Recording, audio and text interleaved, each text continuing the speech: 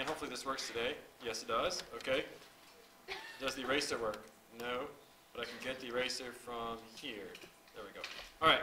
So we're going to go ahead and start with blue. We already did this problem. I was saying that we have a particle moving along on the x-axis.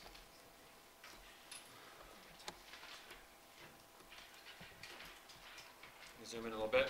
And this is your velocity function. It's given as t minus 2 sine t.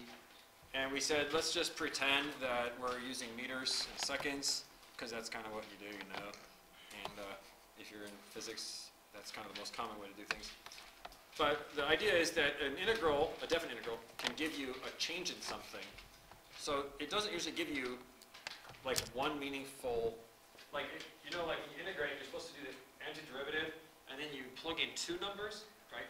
So you can't just start with like one number and figure out an integral. You kind of have to have multiple numbers. But what it does is it gives you a change in your antiderivative. Okay? So for example, if you're going to integrate velocity, what's the antiderivative of velocity? Let's take a look at it. What would happen if you integrated? Yeah, it's got to have the units of meters, right? Because if you integrate a velocity with respect to time, in other words, if you do an antiderivative, this is measured in meters per second, and the dt, of course, is time, so that's seconds. So you could tell just from the units alone that this is going to give you something that relates to meters, and it's a difference between 2 meters, okay?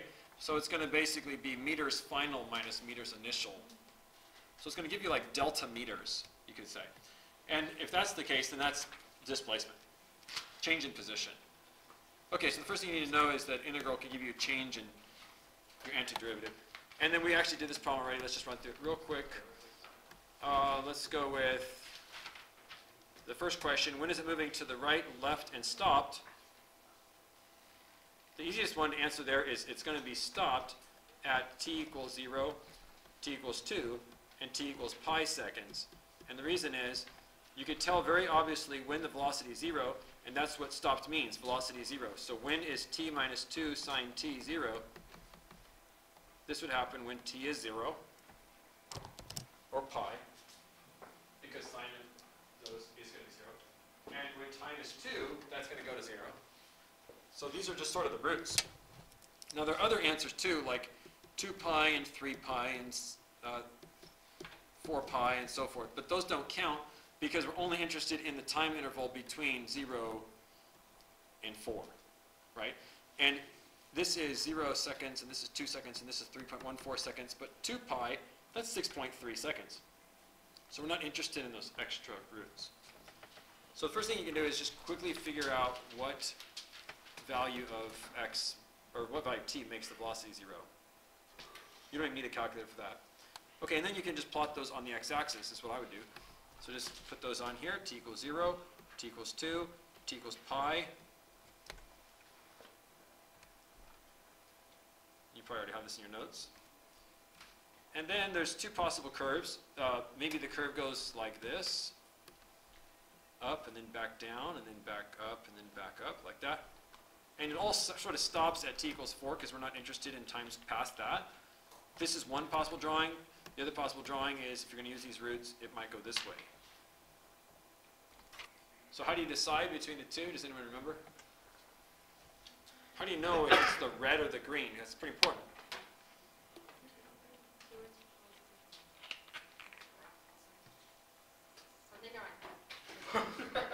You can use a sign chart, or you could just plug any time into your velocity. So for example, if you found v of 1, that's 1 minus 2 sine 1. In other words, negative 1 sine 1. By 1, we mean 1 radian. So sine of 1 radian is about sine of 57 degrees. This is definitely going to come out negative. Okay? Which means that it's actually the red curve, not the green one, because v of 1 is negative, so it should be underneath the t-axis. All right, so then you can just go ahead and ignore this other one then, right? We're not going to need this. This isn't even the right graph. Okay, so that's how I decided how to get a rough sketch. And this is perfectly good enough for what I'm trying to do. I'm just trying to figure out when is it moving to the left and when is it moving to the right. So moving left, for an object that's traveling back and forth on the x-axis, it will move left when the velocity is negative. So I'm going to go ahead and interpret this to mean v is less than 0, moving leftward. And that would manifest itself on the graph as under the x-axis. So I'm making those bold in red here. You can see them. Okay, those bold regions right there, those represent regions where the object's moving to the left. So that was between times 0 and 2, and also between pi and 4. Okay, so I'm going to write that down. Between 0 and 2, and between pi and 4. When is it moving to the right? Well, that's just a question of when is velocity positive, so I'll do that in green. That's going to be this portion up here, so between 2 and pi. And I should put seconds on everything, but I'm running out of space. Find the particle's displacement for the given time interval.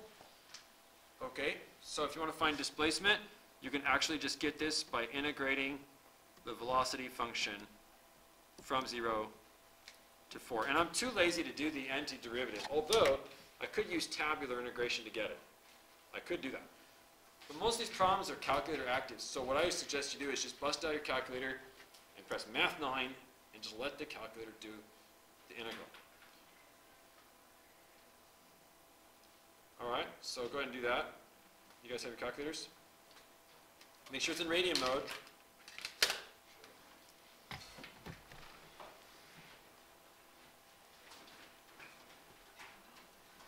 I'll do it up here too. So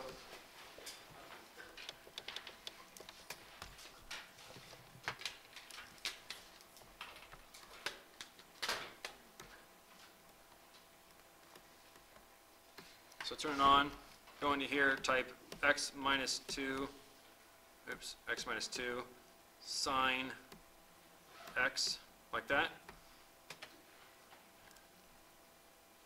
And then go back to your home screen and just do math 8. I meant to do math 9. Math 9 will give you a numerical integral. And we'll just do y1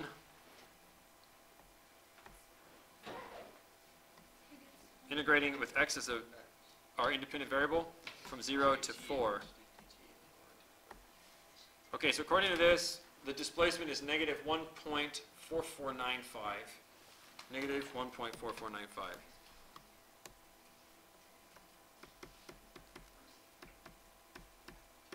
Let's give it units. This would be meters. What does it mean? They have a way of asking you guys what things mean. So you kind of have to be comfortable with what things mean.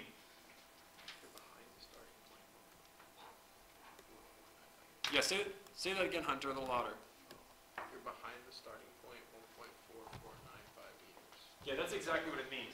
Wherever we started, and we really don't know where it was, we started somewhere on the x-axis at time 0, but 4 seconds later, this means that you are now about 1.5 meters left of where you were. That's all it means. So this doesn't tell you where you are. It tells you where you are in relation to where you started. That's what a displacement is. Remember, if I told you my displacement today was 1 inch, all that means is I slept 1 inch to the right of where I slept last night in my bed. It doesn't tell you anything about the day and what I did during that day. So this just means 1.5 meters left of where you started. Okay, so make sure you can actually state that in words. This next part I don't think you have yet because I didn't put it in the notes last week. But go ahead and add this little sub-question. If f of 0 is 3, what is the particle's final position? If f of 0 basically is 3, what is the particle's final position? So what you have to understand is that this represents the change in position. This literally represents, like we said, position final minus position initial. I'm trying to use a little bit of physics lingo for you, okay? But that's what it means. If at t equals 0, the position was 3, then you can write this as an equation. 1.4495 is equal to position final minus 3, see, because that's your initial position. And then you can add that 3 over to get the final position. Okay, so now you would want to go maybe back to your calculator and just press, plus 3. So let's do that real quick. Plus 3. 1.550 is the final position.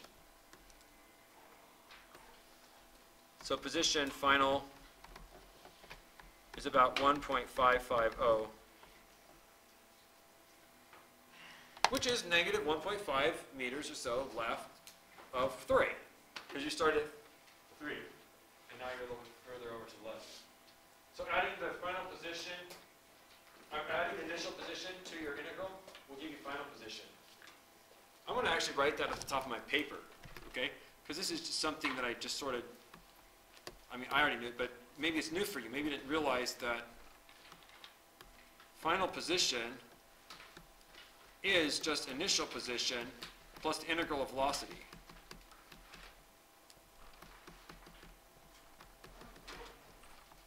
So if you want to find where you are, you add your initial position to your integral.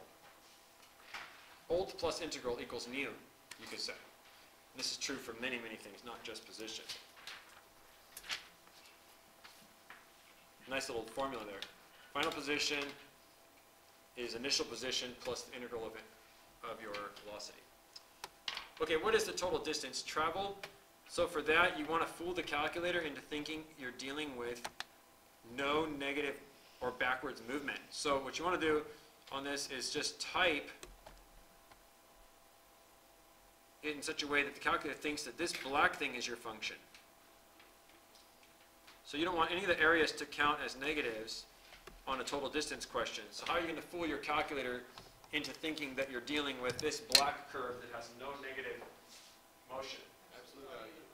Absolute value to function. So if we put an absolute value on our velocity function, the calculator will literally think that we have no backwards movement, and it will add up all movements and count them as positive.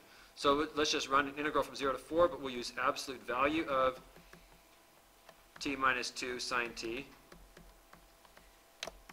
Whatever the calculator says, that is the total distance traveled. It includes forward motion and backwards motion all lumped into one, as we said last week. So let's do that real quick.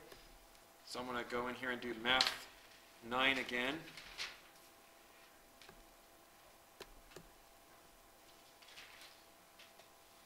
Let's see. And this time I'm going to need an ABS, so you get that under your catalog. ABS, variables, y variables, y1. Variable of integration is still x. We're going from 0 to 4. And it looks like it's going to take a while to think about this. That's okay. We can wait. 1.914. 1.914. Okay, so that is the total distance traveled. And as you know, not only is displacement measured in meters, but so is position and velocity. I'm sorry, position and distance. So I really should put meters on all of these questions, part B. So all of part A answers seconds. Here it's all meters.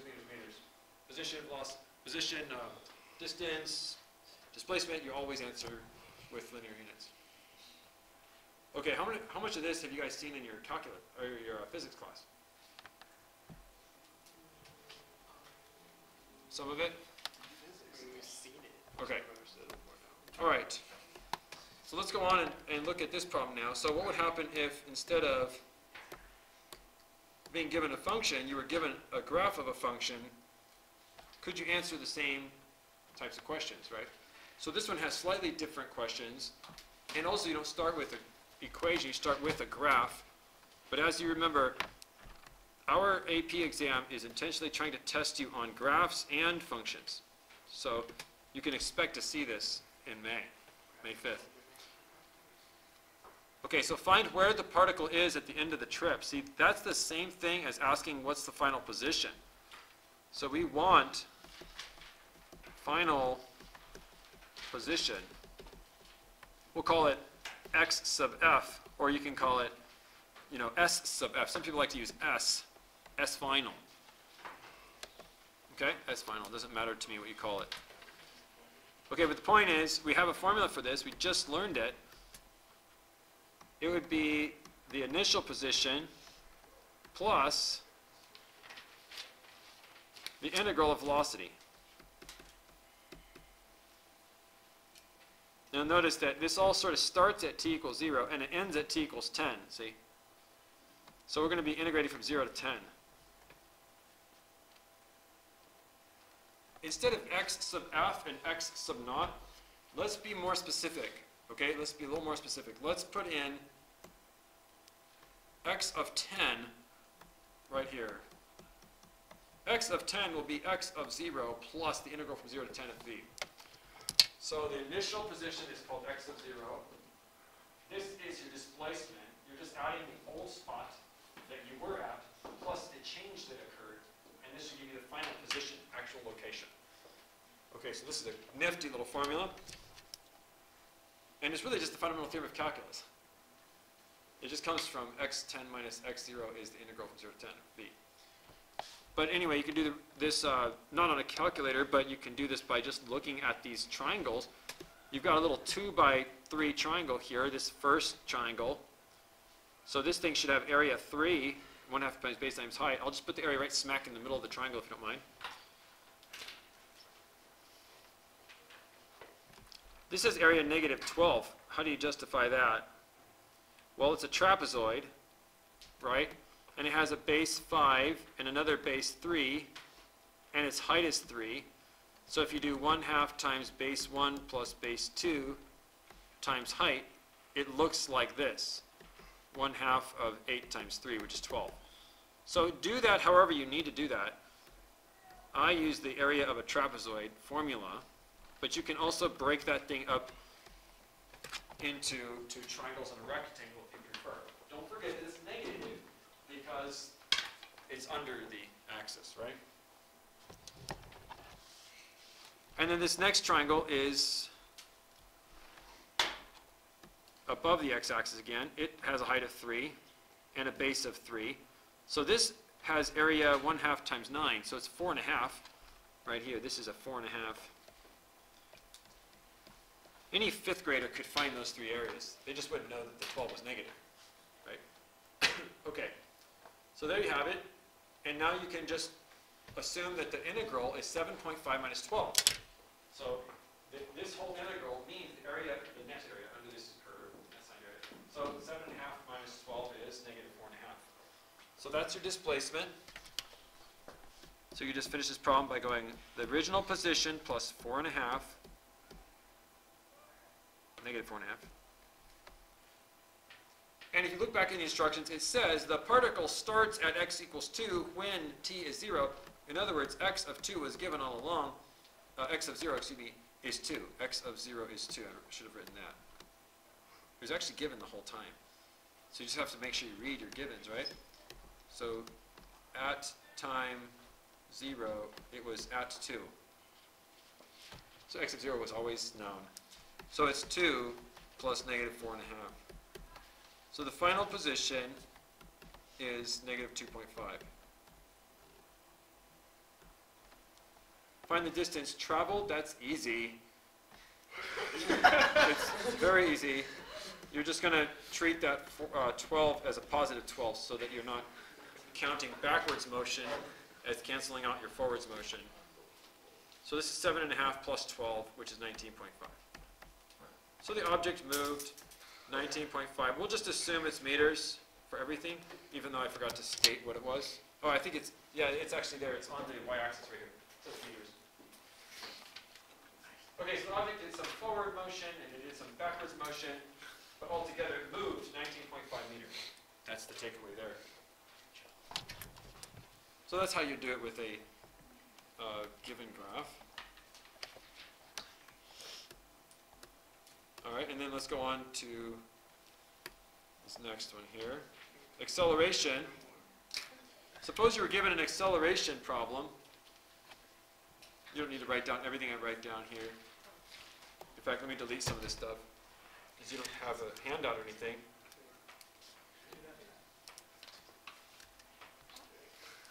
You don't need any of this, really.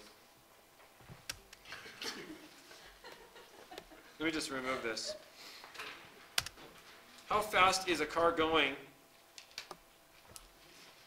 when the 8 seconds are up? Let me just clear this junk out so you don't feel like you have to copy it. Okay, this time you're given an acceleration function. And by the way, never assume that you're dealing with constant acceleration. Okay, you'll notice the AP test almost never has a gravity question because Earth's gravity, more or less, is constant. And so everything's 9.8 meters per second squared, 9.8 meters per second squared. That means you can use Ms. Fusco's Fab4 equations, you know? Do you remember those, guys? Final velocity is initial velocity plus acceleration times time. Final velocity squared is initial velocity squared plus twice acceleration times displacement. That stuff is garbage for this. No, it's good for constant acceleration, but it's no good here, okay?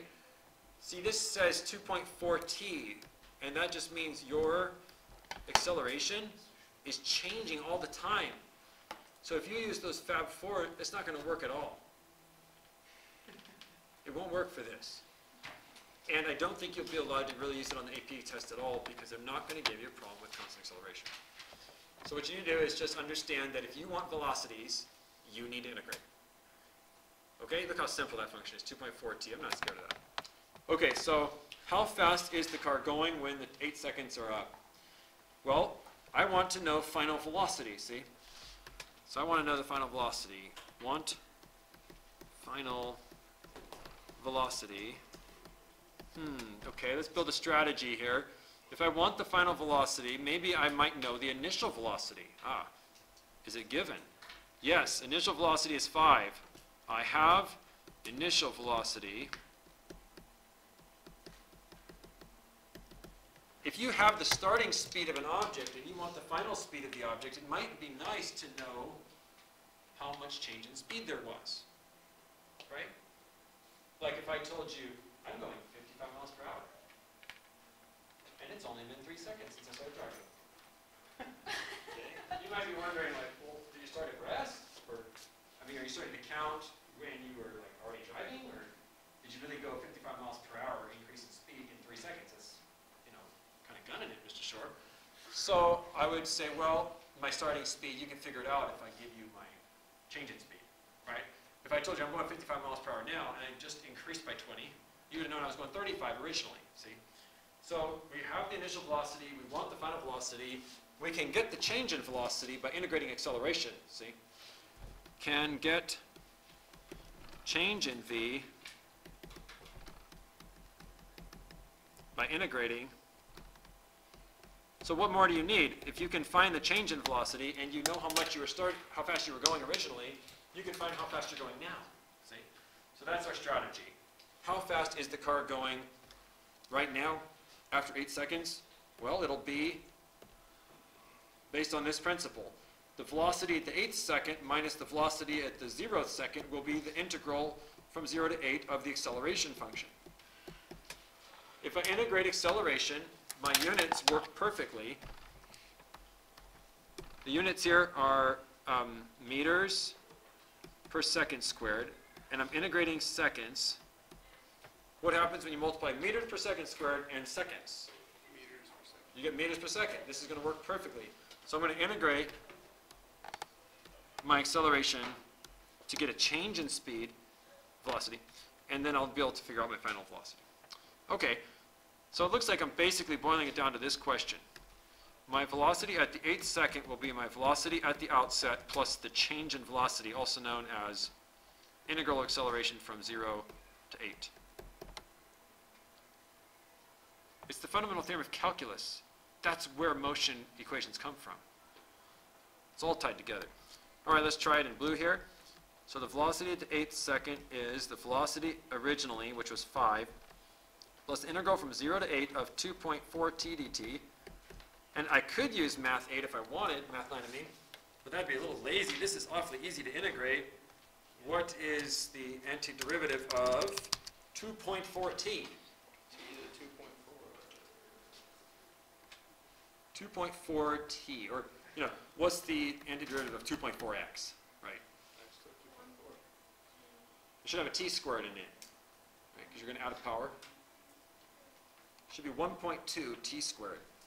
Okay, so it's going to be 5 plus 1.2 t squared, whose derivative really is 2.4 t. You're going to plug in 8. So 5 plus 1.2, and you can just leave the t squared alone in the brackets. You don't have to carry that 1.2 in with you. But basically it's going to be 5 plus 1.2 times 64. 1.2 times 64, and then add 5. So I'll put up the answer here, because you know I can't do that in my head anymore. It's 81.8 is your final velocity, meters per second. So it looks like somebody's going pretty fast there. That's a lot of meters in 1 second. How far did the car go? We already talked about that. But you need a velocity function first. So I'll finish the recording, and then you guys can see the rest on YouTube. Your homework's not due till Wednesday.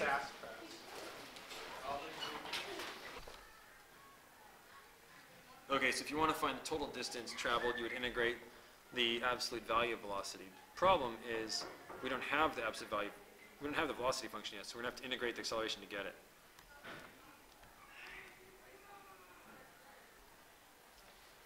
Okay, so my strategy on this is to first integrate once to get a velocity function, and then after I get the velocity function, I'll be able to integrate it again to get my distance traveled. I'm actually going to need to do absolute value, but this is going to be a very challenging problem if we don't use a calculator. So maybe we'll cheat and use a calculator at the end. All right, so let me clear the ink real quick. Scroll down. How far did the car go during those 8 seconds? All right, so let's go ahead and write down that the velocity function is going to be, basically we're going to find it by integrating the acceleration. So there's so many ways to think of this. Let me show you a couple ways of thinking about it. The first way is to think of it using the fundamental theorem of calculus. So you could think of it this way. The velocity at any time will be minus the velocity at time 0 will be the integral of acceleration between 0 and t. And I added extra parentheses there, so let me erase that. Okay, that's one way to think of it, and this will work great. We know that the original velocity on this problem was, let me go back and take a peek, 5 miles per hour. So you would basically be thinking like this. The velocity at any time minus 5 is the integral from 0 to t of 2.4 t dt.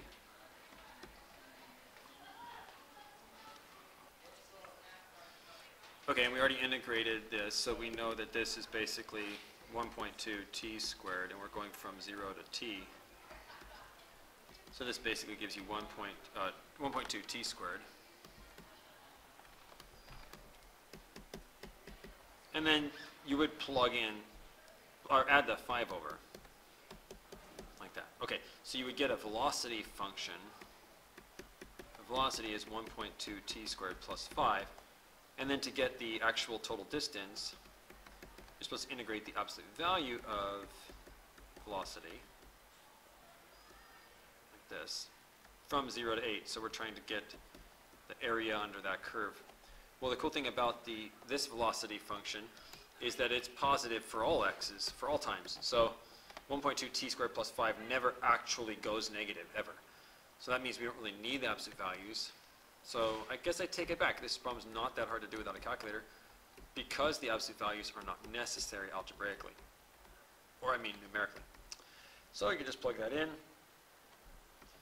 and you get 64 halves plus 5, which is basically 32 plus 5 is 37, minus, and then you plug in the 0, and you get 5, and the answer is 32. 32 meters. Or you could cheat and use your calculator. So let's go ahead and do that.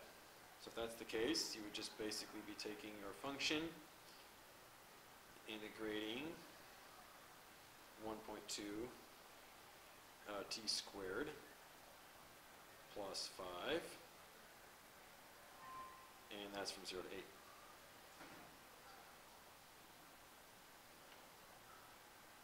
Mr. Shore messed up. I didn't do my antiderivative. Huh. What am I doing? Mr. Shore, Mr. Shore. This is a 0.4 t cubed is my antiderivative. That is the antiderivative of 1.2 t squared. And I forgot to put in my 5t here. Okay, so basically moral of the story there is be careful.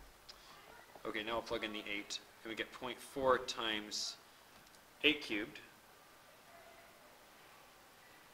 8 cubed is 512, so we have 0.4 times 512, and we're adding basically 5 times 8. So it's 0.4 times 8 cubed plus 5 times 8 minus 0.4 times 0 cubed plus 5 times 0, so that's not going to matter. But this all comes out to be 244.8. I don't know why I tried to be all heroic here and not use my calculator. The truth is, a problem like this would be calculator based anyway on the AP exam. Or you would stop like here, see, or something. And I just don't think they would necessarily have you use a lot of decimals, but sometimes. All right, let's go on.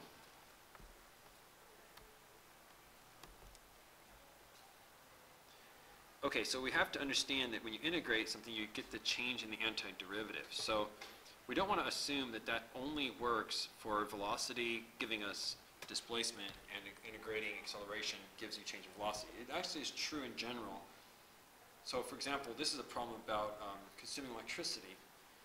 And we're trying to find out the average daily consumption for a home measured in kilowatt hours. So we want our final units to be in kilowatt hours. Kilowatt hours. Now, if you don't know what a kilowatt hour is, that's not the end of the world. Just look at the units given for the function. The function here is a consumption rate function.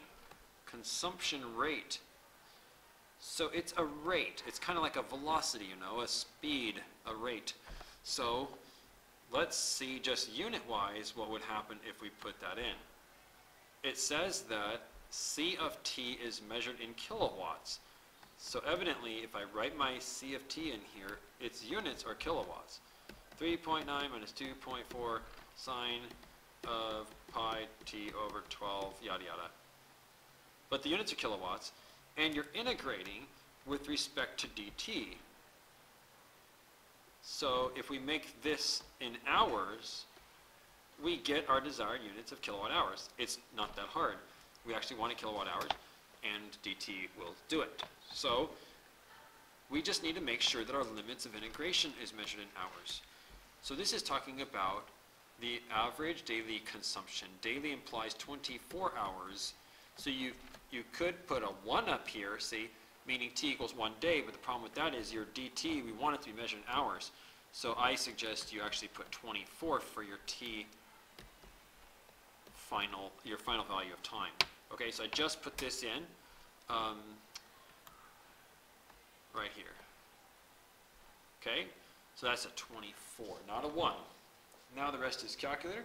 Just going to run this integral on my calculator. I've got 3.9 minus 2.4 sine of pi x over 12, and I'm doing variable x from 0 to 24. Make sure you typed it right, make sure you're in radian mode, and you get 93.6 kilowatt hours.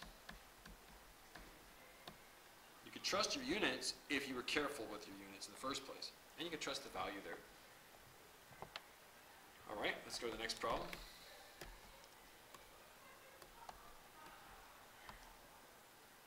Work done by a non-constant force. Okay, so if a force is applied to an object over a certain distance, work is defined by force times displacement, as you know.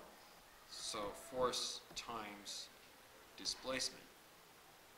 Oh, I meant to write the word work there, sorry.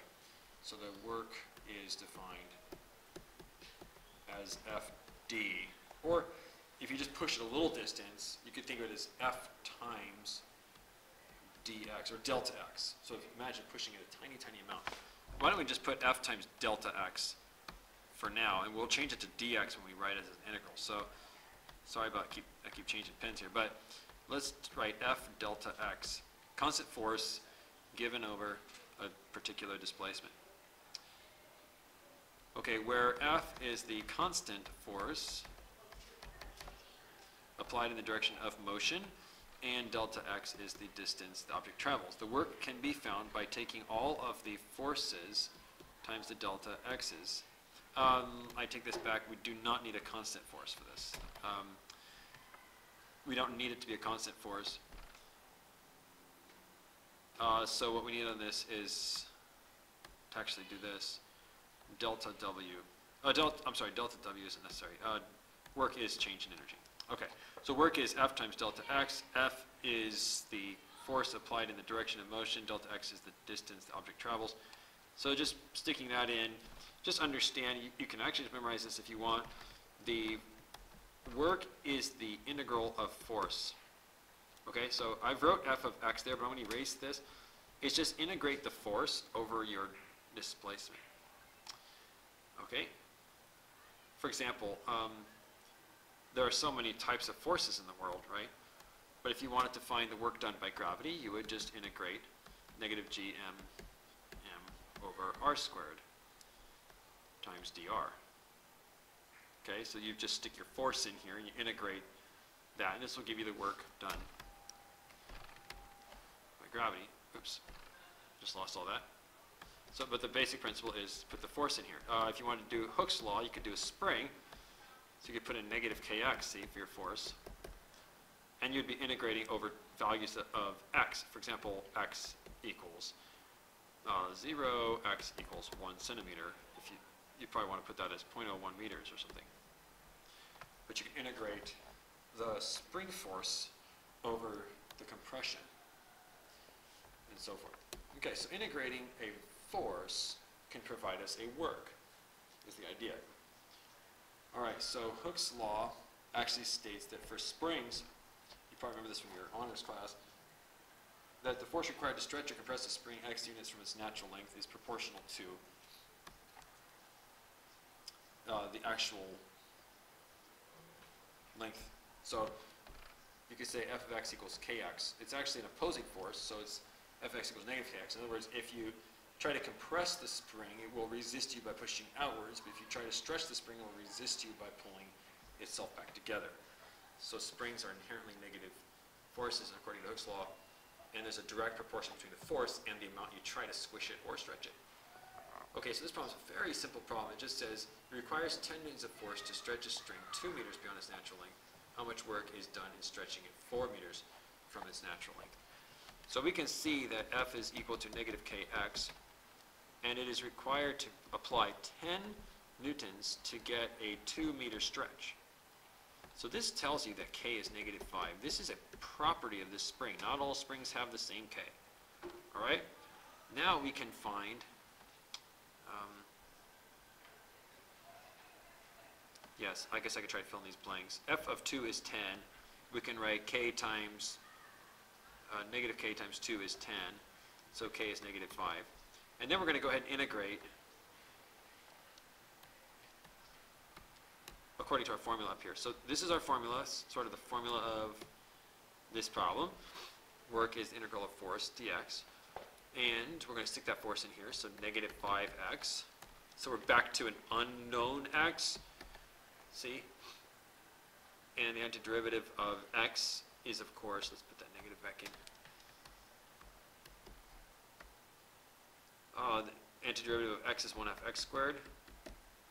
Let's pull the half out. I don't want it on the inside of my work there. There we go. Now I'm going to plug in 4, and I'm just going to get 16. Okay, so here is my answer. It's negative 5 halves times 4 squared minus 0 squared. In other words, negative 5 halves times 16, which is negative 40. Negative 40 what? Newton meters. How do I know?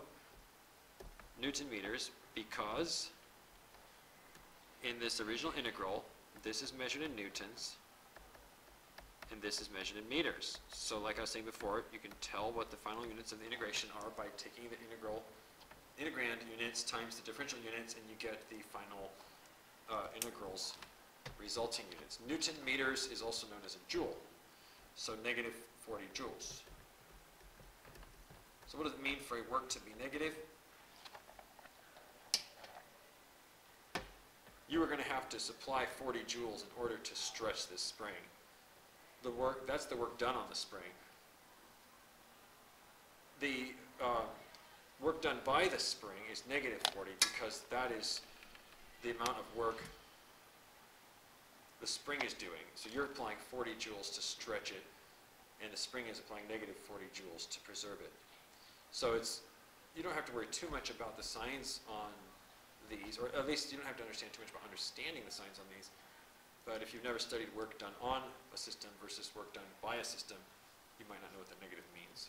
So don't stress about it, but just know that the takeaway on this problem is this. Work is the integral of force dx, where x is the displacement. And that should be straight out of your physics book too. Okay. And that, I believe, concludes that lesson. So, sorry, I had a little bit of trouble with my stylus this time. Let me just double check down here, make sure there's nothing else. I think that's it.